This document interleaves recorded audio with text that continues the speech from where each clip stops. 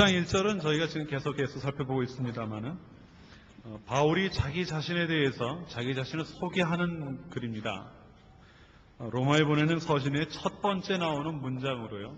그 안에서는 세 가지로 자기 자신에 대한 설명을 소개를 하고 있습니다. 그중 첫 번째가 예수 그리스도의 종이라고 하는 말입니다. 그리고 두 번째는 사도로 부름을 받았다고 하는 것이고요. 세 번째는 하나님의 복음을 위하여 택정함을 입었다고 하는 내용입니다. 오늘은 그 마지막 내용을 살펴보려고 합니다. 앞서 말씀드렸지만 앞에 있는 내용은 이미 지난번 2시간에 걸쳐서 말씀을 나누었습니다. 그런데 첫 번째 예수 그리스도의 종에 대한 말씀은 이미 8개월 전에 말씀을 나눴고요.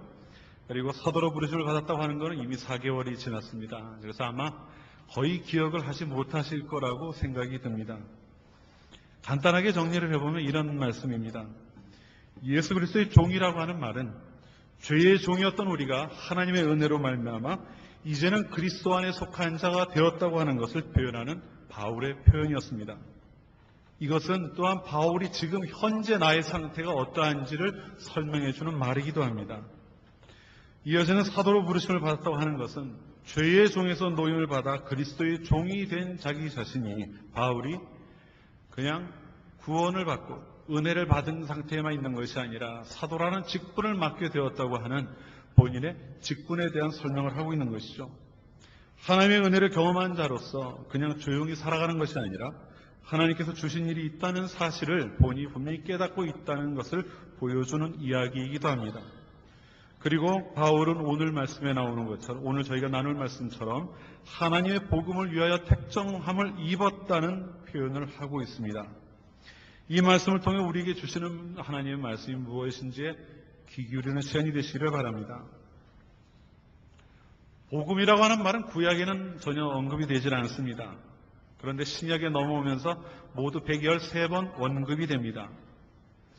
그 중에서 사도행전까지, 그러니까 마태, 마가, 누가, 요한, 사도행전에 이르는 요 5권의 책에는 모두가 117장입니다. 이 안에는 31번 사용이 되고 있습니다. 복음이라고 하는 말이요. 반면 오늘 우리가 읽었던 바울이 기록한 바울 서신에는 모두 87장입니다. 87장으로 되어 있는 중에 74번 복음이라는 말이 언급되고 있습니다. 복음이라고 하는 말을 바울이 얼마나 많이 사용하고 있는지를 보여주는 것이죠. 빈도수로, 비율로 본다면 바울은 복음서 기자들이 한 번 얘기할 때 적어도 3번 이상 복음이라는 말을 하고 있다는 것입니다. 숫자로 봤을 때요. 그리고 성경을 읽어가면서 드는 생각입니다. 자주 그런 이야기를 하는데요. 자꾸 반복되는 것들은 이유가 있기 때문입니다. 그만큼 중요한 것일 수 있다는 거죠. 항상 그렇다는 건 아닙니다. 하지만 대개의 경우 여러 번 반복되고 많이 언급이 되는 말은 그만큼 중요하다는 말입니다. 바울에게 있어서 복음은 그만큼 관심의 대상이었고요. 또 중요하게 여길 만한 것이었습니다. 그런데 여러분이 성경을 좀 주의 깊게 읽어보신 분은 아마 아실 겁니다. 바울이 복음에 대해서 그렇게 관심을 많이 가지고 있었음에도 불구하고요. 복음에 대해서 한마디로 딱 정확하게 정의를 해놓고 있지는 않습니다. 복음에 대한 설명은 많이 합니다. 복음은 어떤 것이다, 복음은 어떤 것이다라고 이야기를 많이 하지만 한마디 딱 듣고 복음에 대한 모든 걸 이해할 수 있을 만한 이야기를 하지는 않았습니다. 아마도 그 이유는 바울이 쓴 바울의 편지들은 말 그대로 편지들이기 때문입니다. 어떤 일어난 일들에 대해서 설명이 필요했고요. 또 그들에게 가르침이 필요했고 했기 때문에 그 상황에 맞게 쓰여진 글이라서 복음이라고 하는 것을 구체적으로 정확하게 정리를 할 필요를 느끼지 못했을 것입니다. 더구나 초대교회 성도들, 바울의 서신을 받아 읽을 사람들에게 있어서는 복음이 무엇인지는 이미 바울이 그것을 지나가는 과정 속에서 정확하게 설명을 했지 않았을까 싶습니다. 하지만 다른 곳에서 우리는 복음이 무엇인지를 잘 요약 설명해주고 있는 말씀을 찾을 수가 있습니다. 이 시간 그 말씀을 함께 보려고 하는데요. 바로 요한복음 3장 16절입니다. 초등부 어린아이들도 다 암송하는 내용입니다. 하나님이 이 세상을 이처럼 사랑하사 독생자를 주셨으니 이는 그를 믿는 자마다 멸망하지 않게 하려 하심이라 라는 말씀이죠.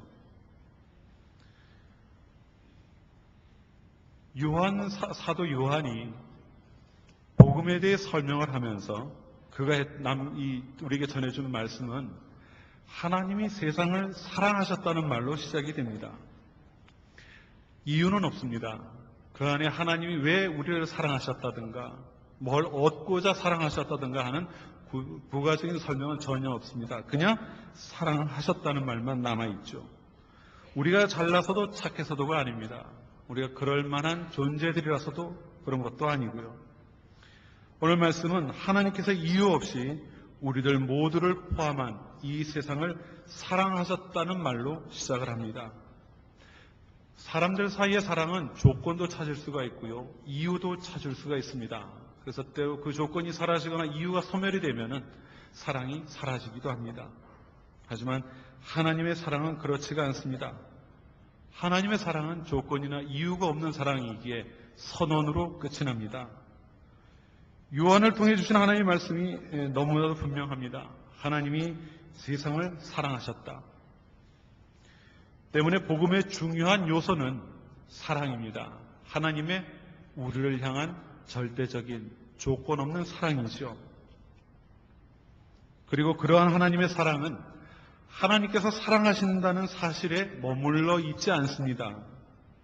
우리의 사랑이 어떠한 구체적인 행동으로 연결되는 것처럼 하나님의 우리들을 향한 사랑도 하나님의 구체적인 행동을 이끌어냅니다.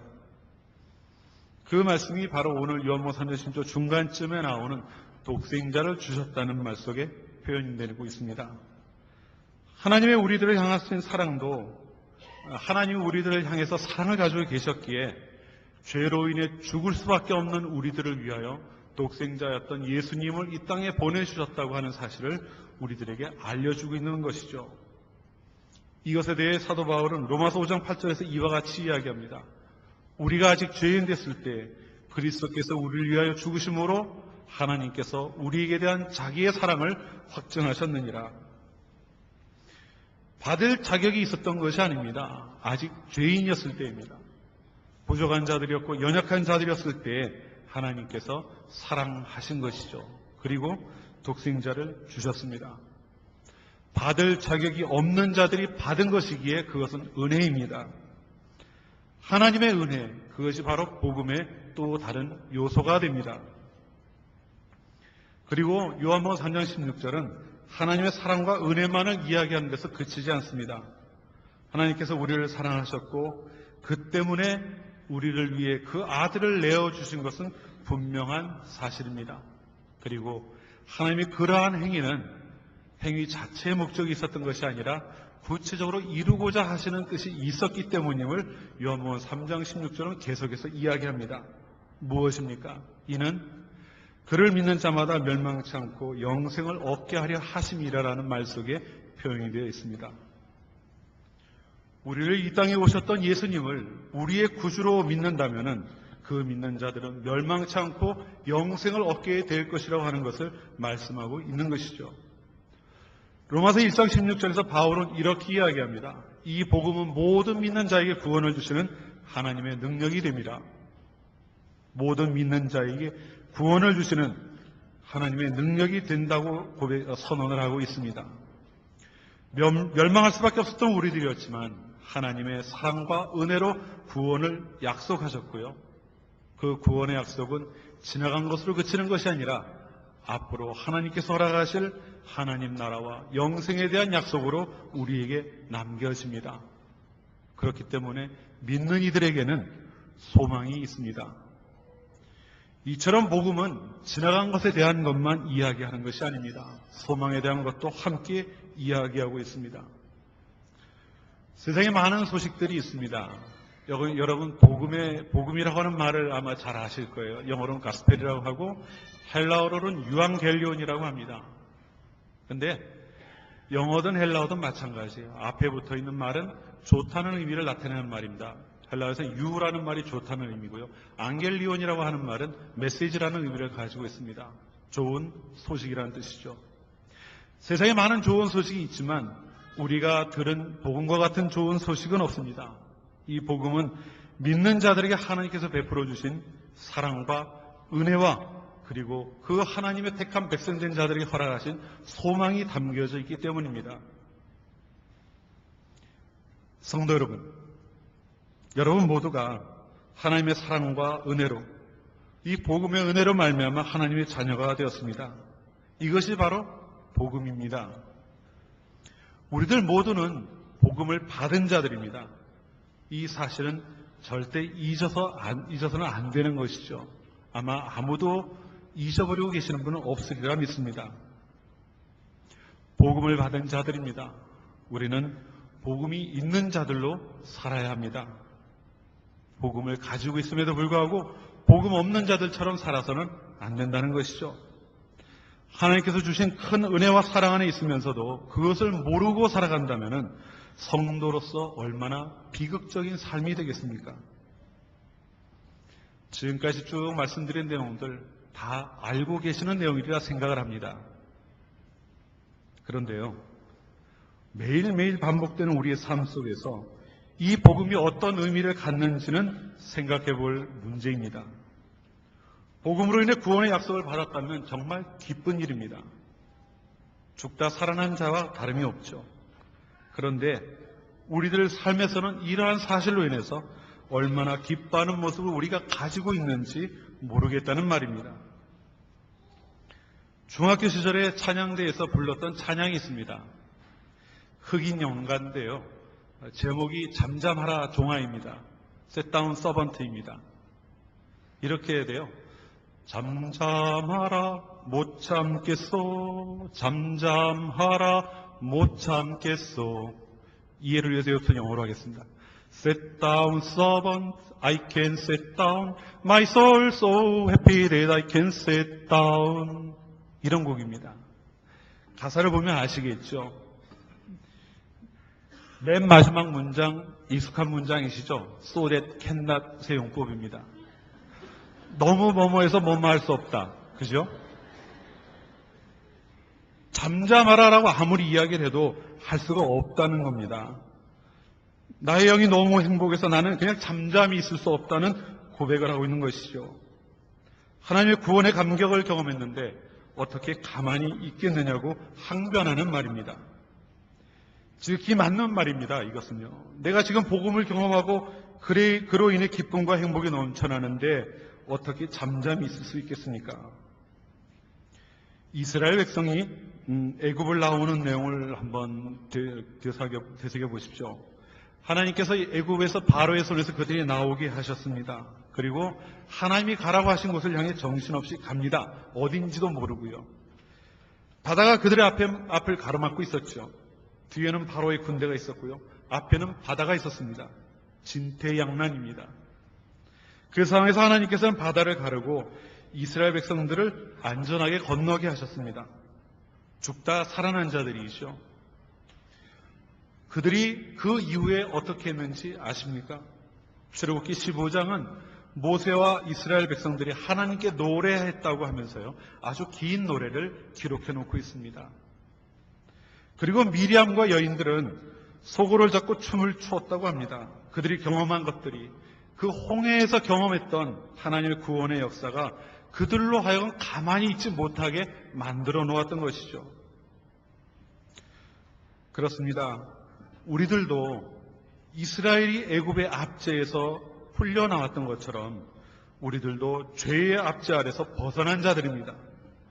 이스라엘 백성들에게 가나안이라고 하는 약속의 땅을 소망으로 주셨던 것처럼 우리들에게는 구원의 그 이후에 있을 일들을 우리의 소망의 약속으로 주셨습니다. 그것이 복음입니다. 그렇다면 당연히 우리도 복음으로 인해 기뻐하고 즐거워할 수 있어야 하지 않을까요? 이스라엘 백성들은 소고를 들고 노래를 하며 춤을 추며 하나님을 찬양하고 기뻐했습니다. 그렇다면 복음을 통해 영적 출애굽을 경험한 우리들은 그 사실만으로 인해서 얼마나 기뻐하고 있는지 되물어 볼 만한 질문이 아닌가 싶습니다. 우리의 모습은 어떻습니까? 옆에 있는 분들의 모습을 한번 보십시오. 아무도 안 보시네요. 우리 삶 속에 얼마나 기뻐하는 모습이 나타나고 있는지요. 그래서 바울은요, 빌립보서 4장 4절에서 이렇게 이야기합니다. 주 안에서 항상 기뻐하라. 내가 다시 말하노니 기뻐하라. 기뻐할 만한 일을 하나님은 이미 우리를 위해 주셨습니다. 그런데 그 사실을 가지고 살아가는 우리들은 정작 기뻐하지 못하고 있습니다. 어떤 분들은 봄이라는 말만 들어도 감격하기도 합니다. 많은 숫자는 아닙니다. 근데 감격하는 분들이 있어요. 하지만 많은 분들은 복음이라는 소리를 아무리 들어도 소 닭보듯이 지나가게 됩니다. 여러분은 어느 쪽에 속하십니까? 교회 역사를 쭉 따라오다 보면은요, 중요한 의미를 갖는 것임에도 불구하고 세월이 흘러감에 따라 그 의미가 약해지고 퇴색되는 것들을 많이 봅니다. 대표적인 것으로 십자가를 예로 들 수가 있을 것 같습니다. 십자가는 사실 로마 시대에 있었던 그 사형 도구에 사용됐던 형틀입니다. 그런데 그리스도께서 그것에 달려 돌아가심으로 우리에게는 우리가 표현할 수 있는 것 이상의 의미를 갖게 되었습니다. 그래서 교회마다 십자가를 여기는 없습니다만 이렇게 많이 모셔놓고 있고요. 교회 종탑에도 십자가가 있습니다.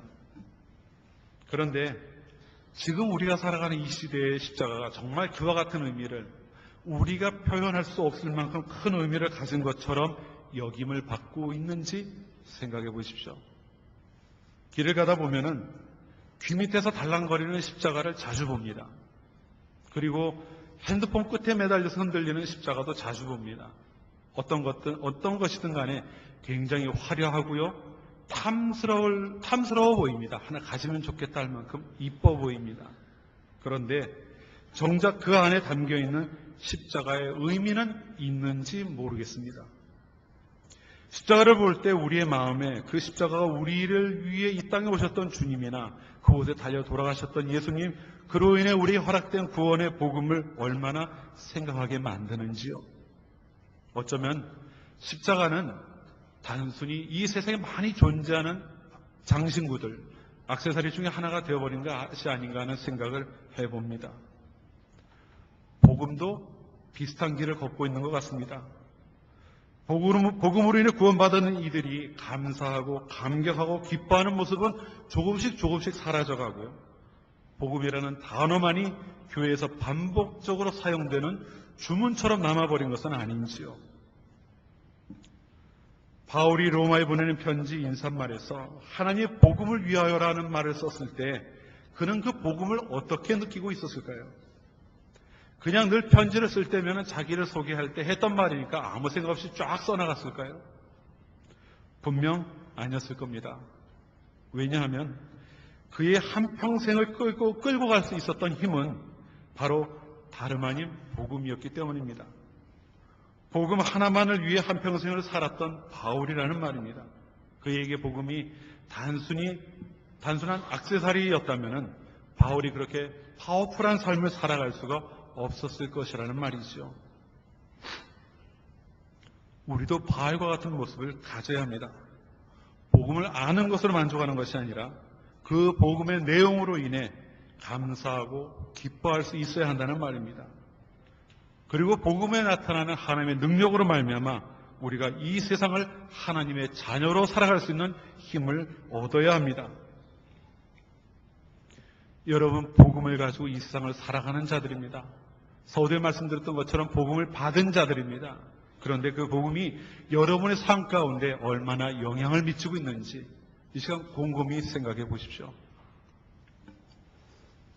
다음에 이어지는 말씀을 보면 바울은 자신이 하나님께서 허락하신 복음을 위하여 자신이 택정함을 입었다라고 표현을 하고 있습니다.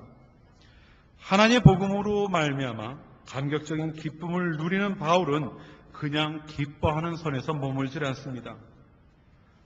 하나님이 나를 택하셨다고 하는 사실을 인식함으로 자신의 삶을 하나님 앞에 헌신해야 한다는 사실까지도 함께 이야기하고 있습니다. 이것이 복음의 능력을 경험하고 그 능력을 통해 힘을 얻는 자들이 살아가는 모습입니다.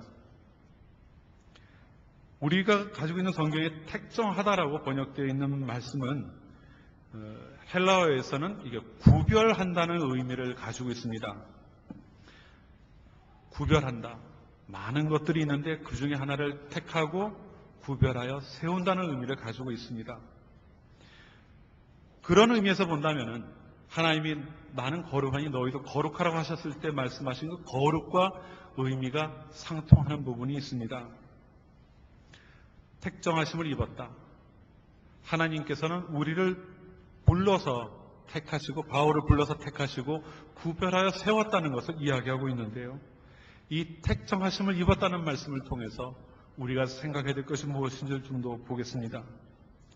먼저 택정하심을 입었다고 하는 표현은 여러분이 보시는 것처럼 능동태가 아니라 수동태로 사용이 되고 있습니다. 다시 말하면은 택하는 것은 바울이 한 것이 아니라 하나님이 했다는 것이죠. 바울이 자기가 하나님의 복음을 위해 무엇을 해보겠다고 나선 것이 아니라 하나님께서 그를 일방적으로 선택하시고 부르셨다는 것을 이야기하고 있습니다. 여러분도 아시겠지만 바울은 사실 하나님의 복음을 회방하는 자였습니다. 초대교회의 처음 순교자였던 스데반이 죽음을 당할 때도 그 자리에 책임지고 그 일을 했던 사람 중에 하나가 바울이었던 것을 여러분은 기억하실 겁니다. 하지만 그런 바울을 하나님께서는 불러주셨죠. 그리고 그를 통해서 하나님께서 당신의 일을 이루어 나가셨습니다. 우리가 잘 알고 있는 사실인데요. 정작 우리의 삶을 살아가는 과정 속에서는 우리가 아는 것만큼 행하지를 못합니다. 우리는 우리의 인생을 살아가면서 내 힘으로 무엇인가를 해보겠다는 생각을 많이 하기 때문이지요. 내 능력이 이만큼 되니까, 내 경험이 이만큼 되니까 이 정도 일은 내가 할 수 있다고 생각하지 않습니까? 비단 우리의 개인적인 삶뿐만이 아닙니다. 우리가 교회에서 행하는 많은 일들 가운데서도 우리는 실제로 이 일은 이렇게 하면 될 것이라고 하는 나의 생각을 고집할 때가 적지 않이 있음을 모두가 알고 계실 겁니다. 하지만 하나님의 뜻대로 부르신, 하나님의 뜻대로 택한 자들입니다. 우리들 모두는요, 하나님이 나를 부르시고 나를 인도하시고 나를 통해 일하신다는 사실을 기억하시기 바랍니다. 사실 신앙생활을 하면 할수록 또 하나님을 알아가면 알아갈수록 깨닫게 되는 것은요, 정말 내 힘으로 이 세상에서 할 수 있는 것이 적다라고 하는 사실입니다. 바울이 택정함을 입었다고 말하는 이유는 자신이 이방인을 향한 사도가 된 것과 그들에게 복음을 전하는 일꾼이 된 것이 오직 하나님께서 맡기신 일이었기 때문에 한다는 것을 고백하는 내용입니다. 나는 할 수 없지만 하나님께서 불러주시고 택하셨기 때문에 할 수 있다고 하는 그의 고백은 또한 복음의 내용과도 연결이 됩니다. 우리가 죄인 되었을 때, 우리가 아직 죄인이었을 때 우리를 하나님께서 부르셨던 것처럼 우리가 능력이 없는 가운데서 할 수 있는 여건이 되어 있지 않은 것 같은 상황에서 하나님께서 우리를 불러주시고 하나님의 택한 자로 세워주신다는 사실을 기억하시기 바랍니다. 본문을 조금 더 자세히 보면은요, 바울은 자신이 하나님의 택정하심을 받았는데 하나님의 택하심을 받은 것에 분명한 목적이 있다고 이야기를 합니다. 아까 앞에서 말씀드렸던 내용들이기도 합니다. 하나님이 바울을 택한 것은 하나님의 복음을 위하여 택하였다고 이야기하고 있습니다. 너를 내가 구별해서 불러서 세워서 나의 택한 자로 삼았다고 하는 것으로 끝나는 것이 아니라는 거죠. 그 이후에는 하나님이 그를 택하신 목적이 있다는 것을 이야기하고 있습니다. 앞서 말씀드린 것처럼 하나님의 택정하심은 전적으로 하나님의 의지의 표현입니다. 의지의 행위죠. 하나님께서 결정하시고 실행하시면 이루어지는 일입니다.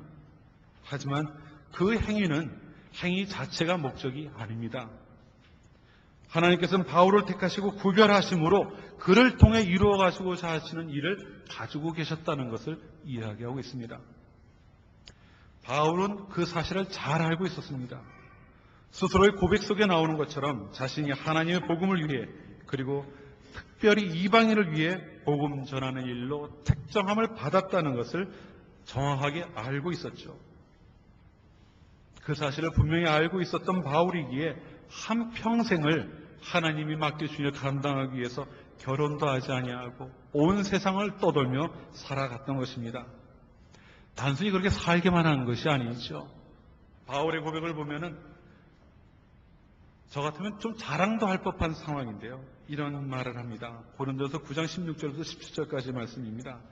내가 복음을 전할지라도 자랑할 것이 없으면 내가 부득불할 일임이라. 만일 복음을 전하지 않으면 내게 화가 있을 것이미로라. 내가 내 임의로 그것을 행하면 상을 얻으려니와 임의로 하냐 한다 할지라도 나는 직분을 맡았노라. 자기가 좋아서 하는 일도 아닙니다. 자기에게 유익이 되는 일이라서 하는 것도 아니고요. 그렇지만 하나님께서 그를 택하시고 그 일을 맡겨주셨다고 하는 사실 때문에 그는 그 모든 일에 충성을 다했던 것입니다. 사실 택하심을 받은 이야기는 바울에게만 국한된 것이 아닙니다. 성경을 여러분이 읽다 보시면 정말 많은 사람들을 택하시고 또 택하시고 택하셨던 사실을 볼 수가 있습니다. 처음에 택하신 것은 노아였습니다. 하나님께서 세상을 심판하기로 작정하신 후에 그 땅에 있는 생명들의 씨를 전하기 위해서 노아를 택해서 방주를 짓게 하고 모든 생명이 있는 것들을 그 안에 들게 하셨죠. 하나님의 뜻이 그 안에서 이루어졌습니다.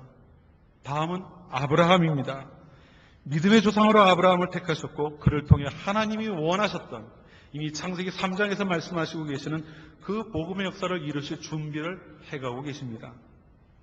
모세를 택하신 하나님은 그를 통해 이스라엘 백성을 애굽에서부터 약속의 땅으로 인도해내십니다. 사사시대에 들어와서는 기드온과 삼손과 같은 많은 사사들이 이스라엘 백성이 어려움에 처할 때마다 하나님의 택하심을 받아 하나님이 맡겨주시는 일을 감당했던 것을 봅니다. 왕국시대 이후에도 마찬가지입니다. 이스라엘 백성이 하나님의 뜻을 저버리고 떠나갈 때마다 하나님의 사람들이 잘못된 생각을 할 때마다 하나님께서 예언자들을 세우시고 그들을 통해 하나님의 뜻을 그들에게 정확하게 전달해 가셨습니다. 세례 요한을 택하신 하나님은 장차 이 땅에 보내실 메시아를 준비하는 과정을 그에게 맡겨주셨고요. 이 땅에 메시아로 오셨던 예수님께서는 제자들을 택하심으로 말미암아 제자들을 통하여 이 땅에 교회가 세워지고 복음이 땅끝까지 전파되는 일을 감당하게 하셨습니다. 그 이후로도 교회 역사 속에서는 수많은 사람들이 하나님의 택함을 받았고 그들을 통해 복음이 지금 이 자리에 앉아있는 우리들에게까지 전해졌습니다. 왠지 거창한 이야기 같습니다. 하지만요, 이러한 이야기를 듣고 감탄이나 감동만 하라는 것이 아닙니다. 왜냐하면 이러한 사람들의 이야기가 나와 관계없는 것이 아니기 때문입니다. 하나님께서 노아와 아브라함과 많은 선지자와 사사들과 또 제자들과 세례요한을 바울까지 택해가지고 그 일을 하셨던 이유는 하나님의 일을 하시기 위해서였습니다.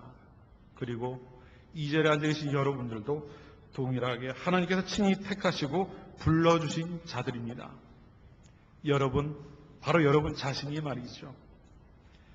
하나님께서 택하신 자들의 명단에는 우리들 모두의 이름도 분명히 있을 줄로 믿습니다. 그리고 그 택하심을 받은 우리들에게는 하나님께서 택함과 동시에 우리에게 허락하셨던 목적이 있다고 하는 사실도 아울러 기억해야 합니다. 이러한 사실을 우리가 정확하게 알고만 있다면 바울처럼 우리의 삶이 하나님 앞에서 무엇을 향해 나가야 하는지 우리가 깨닫는데 어려움은 없으리라 생각합니다. 하나님께서 나를 불러주시고 나를 택하신 그 뜻이 무엇인지를 잘 깨달아 알고 하나님께서 나를 불러주셨음을 기억하며 그 일을 위해 맡겨진 일을 위해 정진해야 합니다. 그것이 하나님께서 하나님의 백성으로 불러주신 우리들이 그 앞에서 해야 할 일이기 때문이죠. 어떤 분들은 찬양대로 부름을 받고 찬양으로 하나님을 섬깁니다. 저마다가 주어진 일들을 가지고 하나님의 일을 합니다. 나에게 주어진 일이 없다고 뒤로 빠지지 마십시오. 분명히 있습니다. 눈을 감고 귀를 닫고 있기 때문에 모르는 것이죠. 그리스도인이 되었다는 사실만으로 만족하지 마시기 바랍니다. 그리스도인이 되었다면 그리스도인으로 살아야 합니다. 제 아무리 스스로 그리스도인이라 생각을 한다 해도 그 삶이 그리스도인의 삶이 되지 못한다면 그가 정말 그리스도인이라고 말을 할 수 있겠습니까? 그리스도인이 되었다는 것, 그것은 우리가 하나님의 택하심 속에 있고 하나님의 택하심으로 인해 구별된 자가 되었다는 것을 고백하는 것입니다. 그러므로 내가 그리스도인이 된 이후에는 나의 뜻이 아니라 나를 부르신 하나님, 그분이 나를 통해 이루고자 하시는 일을 행하며 살아가야 한다는 사실을 기억하시기 바랍니다. 사랑하는 싱가포르 한인교회 성도 여러분, 여러분 모두는 하나님의 사랑으로 부름을 받은 복음을 받은 자들이며 구별된 자들입니다. 여러분에게는 세상 사람들은 알지도 못하고 이해하지도 못할 하나님의 복음이 있습니다. 그것은 아주 안전한 것을 이렇게 모셔놓고 지내라고 주신 것이 아닙니다. 그렇다고 늘 가지고 다니되 액세서리처럼 덜렁덜렁 달고 다니라고 주신 것도 아닙니다. 복음은 바로 우리 그리스도인들, 하나님께서 대가를 치르고 하나님의 자녀로 택해 주신 우리들이 이 세상을 살아갈 의미를 찾고 힘을 얻을 수 있는 그 근원이 되도록 우리에게 허락하신 것임을 기억하시기 바랍니다. 복음을 통해 우리에게 주신 하나님의 사랑과 은혜와 소망이 어떠한지를 분명히 깨달아 알고 그것에 걸맞는 삶을 살아가는 우리들이 되어야 할 것입니다. 또한 하나님께서 여러분을 부르시고 여러분을 자녀로 삼으신 것은 여러분 각자를 통하여 하나님께서 이 땅에서 이루고자 하시는 뜻이 있기 때문임을 기억하시기 바랍니다. 하나님의 뜻에, 하나님이 나를 향해 주신 그 뜻에 나의 삶을 맞추어 나갈 수 있는, 그리고 그런 과정을 통하여 하나님의 뜻을 이 세상에 온전하게 세워갈 수 있는 우리들 모두가 되어야 할 것입니다. 복음을 받은 자들입니다. 하나님의 택하심을 받은 자들입니다. 그 모습, 하나님의 부르심을 잊지 마시고 잊어버리지 마시고 언제나 붙잡고 살아가는 여러분 모두가 되므로 오늘 말씀드렸던 본문에 나오는 바울과 같이 하나님 앞에 충성된 삶을 살아가는 여러분 모두가 되시기를, 그리고 그러한 여러분의 삶을 통해서 하나님 원하시는 일들이 이 땅에서 풍성하게 이루어지기를 우리 주님의 이름으로 축원합니다. 기도하겠습니다. 아버지 하나님, 감사합니다.